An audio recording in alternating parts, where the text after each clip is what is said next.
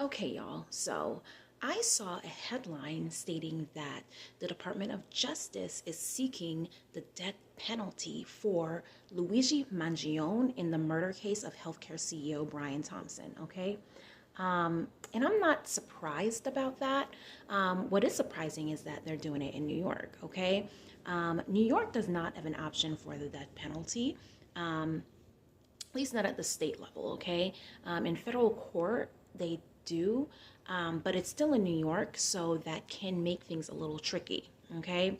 So, Attorney General Pambondi said the government would seek the ultimate penalty in what she called the cold-blooded assassination of United Healthcare CEO Brian Thompson.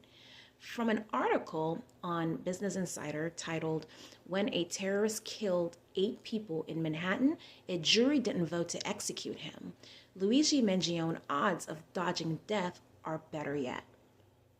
And so I'll have a link to this article in the description to this video, okay? The article states that the government has steep odds for success given the hesitancy of the death penalty juries in New York.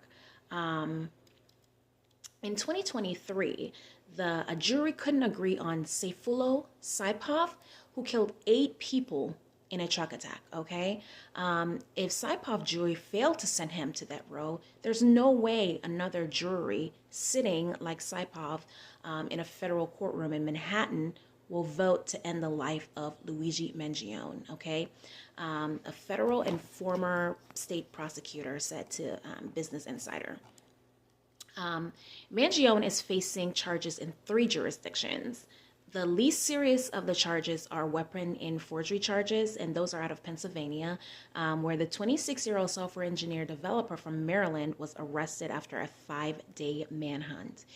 He's also facing state-level charges of murder as an act of terror out of Manhattan, where the district attorney Alvin Bragg said Mangione will be tried first. Okay? Efren Sabbath, a former federal prosecutor now in private practice, says, honestly, I don't believe any Manhattan jury is going to decide to impose the death penalty. Mangione does not fit the profile of a death penalty eligible criminal. Bachner, a lawyer in private practice, stated, I don't think there's any jury anywhere that would unanimously impose the death penalty on Luigi. And a split jury, no matter how small the split, would mean that Mangione would face life in prison without parole. And that may be what they're going for, okay? The death penalty is a very interesting topic, right? That's why this caught my attention, because a life was lost. And anytime a life is lost, people want an eye for an eye. That's just how a lot of people see things.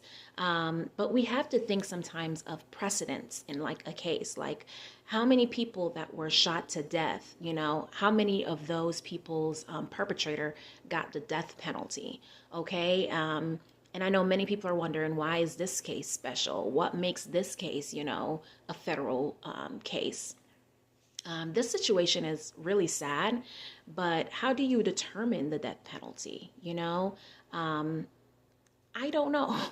Okay, it's a very sad and tricky situation. So I know you have something to say too.